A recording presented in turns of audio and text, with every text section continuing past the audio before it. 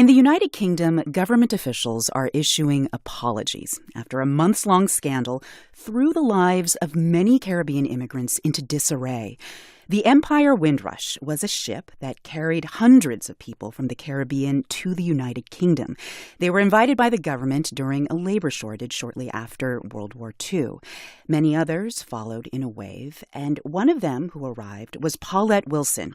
She's in a studio in Birmingham, England right now with her daughter Natalie Barnes. It was their case that triggered the interest in Windrush. Welcome to both of you. Good morning, Elsa. So, Paulette, can you just first start out by telling me your story? When did you first arrive in the United Kingdom? 1968. How old were you? I was 10 years old. And you have lived in England uninterrupted ever since? Yes, I have. Growing up in the United Kingdom, had you always assumed that you were a British citizen? Yeah. There was never any doubt in your mind? No. Now, I understand some problems started happening in 2015 when you received a letter from the Home Office. What did that letter say? The letter said that I was a legal immigrant and I had 6 months to get out of the country. What went through your mind when you first read that letter? I didn't understand it at first, and I kept it away from my daughter for about a week. Natalie, how did you first learn about this letter? My mum told me a week after she received the letter. And what it was, I saw that she wasn't herself. So I basically said to her, you've got 2 days to tell me what's wrong with you, because I can see something's wrong with you which you don't want to tell me about. So the 2 days had passed, and she knocked my door and she handed me 2 letters. So the government told you, Paulette, that you had 6 months left to live in the country. Did they say in the meantime that any public benefits would be revoked? They stopped me from working. No public funding. No public funding at all. No jobs, nothing like that.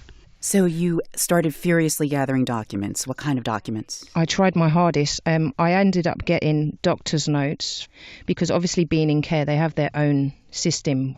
Being in care, you mean your mother was in a foster home? Yes. And we couldn't find the information from when she was in there because the care home that she was in, they destroyed all the records. I was going from one part of England to the other part of England to ask if they had any records. They'd say, no, you have to go over there. I'd go over there. There was no records there. So I'm like, what do I do? Okay, so long story short, you were able to get the help of a lawyer. You also were able to get the help of a nonprofit organization. You amassed a bunch of documentation, presented it to the government, and then what? Did they say, all right, you can stay and get public benefits? No, they said that it's not enough evidence.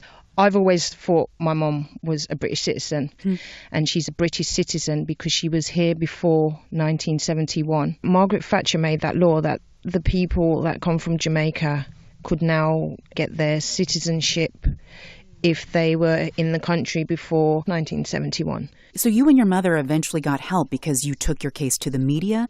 Yeah, I had to do it. Bringing my mum's case to the media actually got other people to come forward as well. So that's how that got so publicised. And, you know, it kind of like gave her hope a little bit to know that there's other people out there that are going through this. And then that's when my mum said to me, we need to fight this and we need to do something more. Paulette, this whole ordeal, how did it feel to go through this?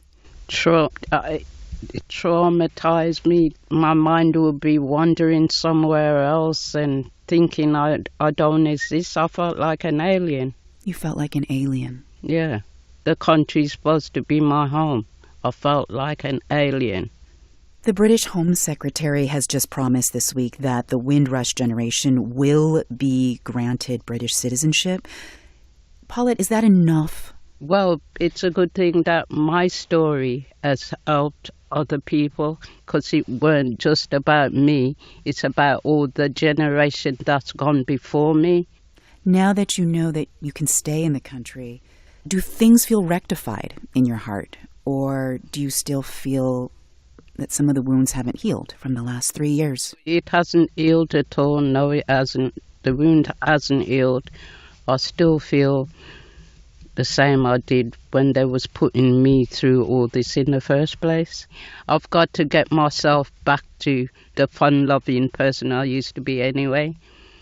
But nowadays I'm feeling sad and things like that, and that's not me, but I will get there. How about you, Natalie? Do you feel that you still have some wounds that haven't healed? Yeah, I mean, going through something like that, it does take a toll on you. But I'm just happy now that she can't be taken away from me. And my family won't be ripped apart, and we can just live good for the rest of the time that we've got together. Well, I wish both of you much luck. Thank you very much. Thank you very much. That's Natalie Barnes and her mother, Paulette Wilson.